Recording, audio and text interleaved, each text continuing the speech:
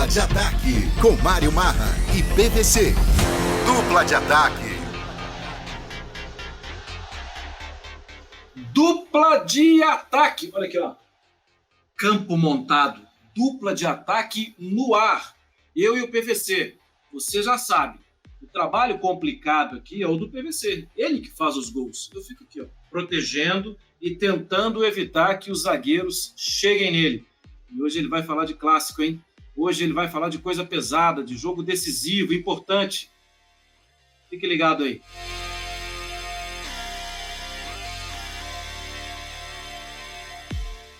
Confronto nacional que me chama muito a atenção é entre Atlético Goianiense e Santos. Sabe por quê? Porque pode ser que os dois estejam disputando uma vaga de Libertadores.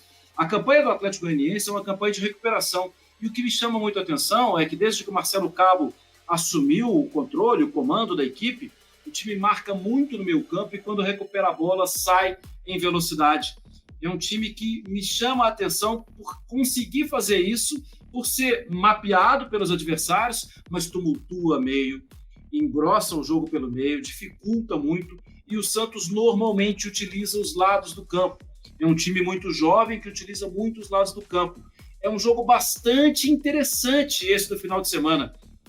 Atlético Goianiense e Santos. Não é exatamente um clássico, mas a rodada do Campeonato Brasileiro tá todinha espalhada. E o domingo vai ter um confronto paulista versus carioca. Um confronto que já teve técnicos saindo de um lado para o outro.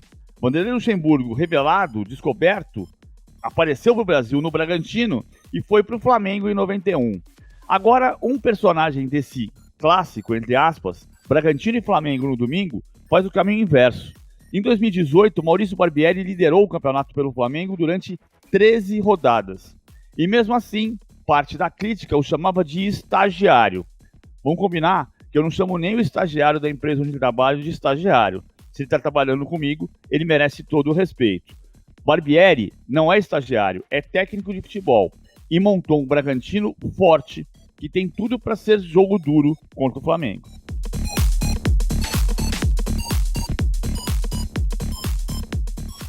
E se eu falei de vaga de Libertadores, na disputa de uma provável vaga, esse time não joga no final de semana. Mas olha o que fez o Fluminense. O Fluminense perdeu diversos jogadores, perdeu Evanilson, perdeu Dodi, perdeu técnico, perdeu Odair Hellmann. E o Fluminense vai de reconstrução em reconstrução. Hoje, o Fluminense tem 4 pontos de distância para o Atlético. Está perto do São Paulo. E olha que há pouco tempo a gente estava falando desses dois times em disputa do título do Campeonato Brasileiro. Parece que ninguém percebeu, mas o Fluminense vai chegando. É um Fluminense do Nenê, é um Fluminense do Fred, mas é também um Fluminense de jogadores muito jovens que vão ocupando um espaço. É surpreendente o que tem acontecido com o Fluminense. Surpreendente e altamente positivo. Abel Ferreira já é um personagem do futebol brasileiro. Técnico português campeão da Libertadores pelo Palmeiras. Mas agora ele é um personagem internacional mais forte, porque leva o Palmeiras pela segunda vez à tentativa de conquistar o Mundial. O Palmeiras tentou em 99 e perdeu para o Manchester United. Abel Ferreira tem a sabedoria de usar um jogo por vez. Não adianta para o Palmeiras pensar em fazer decisão contra o Bayern de Munique antes de ganhar a semifinal. E Abel Ferreira tem frisado isso todos os dias no vestiário. Ganhar o Mundial para o Palmeiras é uma missão duríssima, porque o Mundial mudou. Nos anos 90, quando antes do caso Bosman, a Europa tinha fronteiras e limites de jogadores estrangeiros. Era assim, por exemplo, quando o São Paulo ganhou do Barcelona e ganhou do Milan.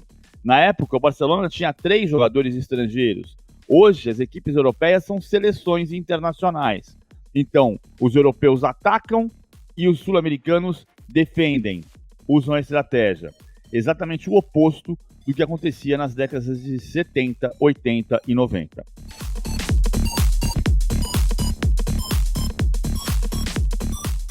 Já que o PVC vai brilhar com Liverpool City, eu vou por uma segunda via, por uma terceira via. Eu vou para a terceira divisão do Campeonato da Inglaterra, eu vou para a League One, conhecida como terceira divisão, a League One que vai ter no final de semana Milton Keynes Dons e Sunderland. Fala a verdade, você já viu a série do Sunderland, né? Eu já vi, gostei. E te confesso que fico aqui observando o que está acontecendo com o Sunderland. Vou te contar o que está acontecendo. O Sunderland chegou agora no grupo dos 6 primeiros colocados. E o grupo dos 6 primeiros colocados, os 2 primeiros sobem, o terceiro, o quarto, o quinto e o sexto disputam o playoff e vê entre eles alguém vai subir para a segunda divisão. Mas a grande notícia do final do ano, e que tem gerado muita ansiedade lá no norte da Inglaterra, é que o Sunderland foi comprado. Foi comprado, mas ainda o martelo não está batido. O milionário que comprou o Sunderland, estou tentando lembrar o nome dele aqui, é o Kyril Louis-Dreyfus, tem 22 anos. Só que a família dele já é proprietária do Olympique de Marseille. E agora, será que influenciado pela série? Será que influenciado pelo passado de glórias do Sunderland? Bom, eles agora deram a grana, compraram o Olympique de Marseille. Claro que aí tem toda uma burocracia para saber quais são os próximos passos para que o clube seja realmente entregue ao novo milionário, ao Kyril Louis-Dreyfus, para ver o que ele consegue fazer com a equipe. O Sunderland vai encontrar o Milton Keynes, que não vem tão bem, e que acabou de contratar o Will Grigg. Muita gente talvez se lembre das musiquinhas da torcida da Irlanda do Norte.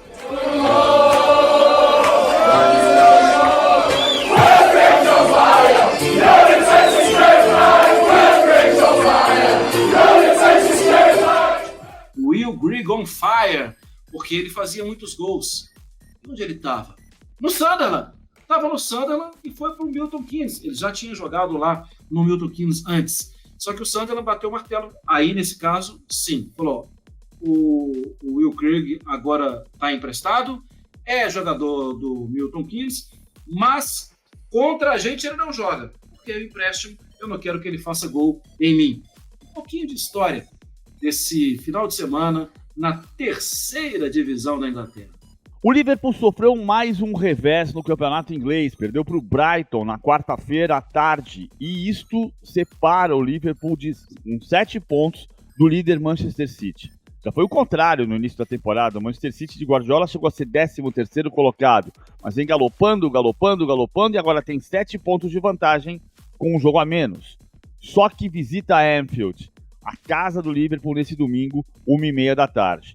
O Liverpool tem uma alternativa, mesmo sentindo tanta falta de Van Dijk na defesa, mesmo não conseguindo fazer a pressão ao contra-ataque que caracteriza o time de Jürgen Klopp, o Liverpool precisa ganhar do Manchester City, se quiser ter chance pelo bicampeonato inglês.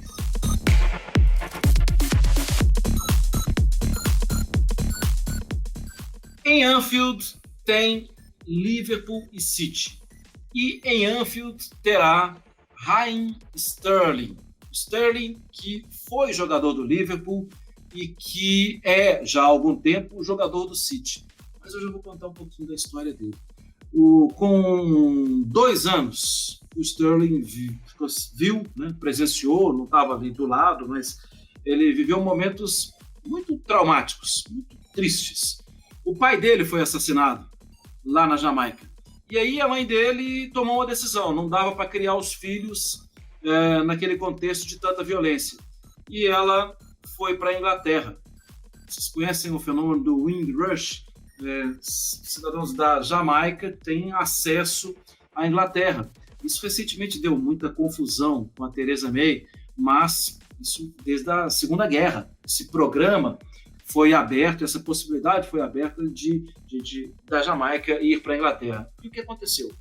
Ela, a mãe do Sterling, ela falou, olha, eu vou tentar dar uma vida melhor porque meu filho já perdeu o pai assassinado. Então, por mais que seja difícil, por mais que seja traumático, eu vou deixar ele com o avô e vou para a Inglaterra. Ele e a irmã. Foi para a Inglaterra. E na Inglaterra, em Londres, ela foi trabalhar num hotel. 3 anos depois, chegou o recado. Sterling, venha com a família, porque a gente já tem um lugar para morar. E ele foi. E ela trabalhando, a mãe dele trabalhando em um hotel, acabou que tinha lá um lugar para dormir, para morar, e ele e a irmã começaram a ajudar. A irmã do Sterling ajudava a limpar o banheiro. O Sterling ajudava a limpar os quartos. A mãe do Sterling percebeu que ele tinha muita qualidade com a bola, que ele jogava muita bola, e aí um dia perguntaram para ela se ele não poderia fazer um teste no Arsenal. No Arsenal, um gigante londrino. E sabe o que ela disse? Não. Eu não quero que meu filho passe por outra decepção. Já que ele tem tanta qualidade assim com a bola, eu vou tentar o teste para ele no Queen's Park Rangers. Deve ser menos concorrido e pode ser que ele tenha chance. Bingo! Ela acertou. Que mãe, né? Que legal. E ele começou a jogar no Queen's Park Rangers, começou a fazer gol, começou a se destacar. Com o passar do tempo, ele foi para o Liverpool. Em Liverpool, e aí tem 2h30 de trem de diferença, né, da casa da mãe para onde ele morava, em Liverpool, o clube sentiu que era interessante se ele morasse com uma família. Eu acho isso tão bonito, tão legal, e o clube colocou o Sterling para morar com um casal de idosos, e o casal de idosos tratava o menino como um filho. E ele fala que foi a melhor fase da vida dele, porque ele sentiu esse calor. E ele começou a jogar bem, ele quase foi campeão, né, na Premier League com o Brendan Rodgers, um ataque que tinha, eram os S's, Sturridge, Sterling e Suárez. Esse time foi muito bem. E depois ele foi para o Manchester City. No Manchester City, um belo dia, ele fez uma foto no Instagram de uma tatuagem. A tatuagem de uma arma. Ele tatuou uma arma na perna direita. E as pessoas começaram a criticar. Ele falou, olha, eu nunca pegarei em uma arma na minha vida, mas a arma está na minha vida. E o tempo inteiro que ela estiver aqui na minha perna, eu vou me lembrar do que ela é capaz de fazer. Ela é capaz de matar pessoas. Ela matou o meu pai. E acabou que o recado ficou muito bem dado. Steven Gerrard era o grande ídolo do Liverpool na temporada 2013-14. O Liverpool saiu da fila e ganhou pela primeira vez a Premier League depois de 30 anos em 2020. E eram 24 anos de espera quando o Liverpool foi enfrentar o Chelsea na liderança do campeonato. Faltavam 3 rodadas. E o Liverpool teria tudo para conquistar o campeonato se ganhasse do Chelsea. Então, Gerrard pisou na bola, literalmente. Escorregou e deixou a bola para Dembaba marcar 1-0. O próprio atacante Dembaba faria 2-0 no segundo tempo. E o Liverpool, com a derrota, clareava o caminho não para o Chelsea, para o Manchester City ser campeão. O Manchester City, campeão em 37, em 68, acabou com a sua espera em 2012 e foi campeão de novo em 14. E por causa da pisada na bola de Gerrard, o Liverpool precisou esperar mais 6 temporadas. Terminou. Olha, o campo tá ali. Você tá com curiosidade, né? Aquilo ali são os fones, esses badulac de quem trabalha na imprensa, de quem tem que fazer transmissão ao vivo. Tem fone ali. Tinha esse fone grandão aqui, mas eu acho que ele ia atrapalhar o bom fluxo de jogo. A bola não ia poder chegar no PVC. Semana que vem tem mais Dupla de Ataque. Abraço!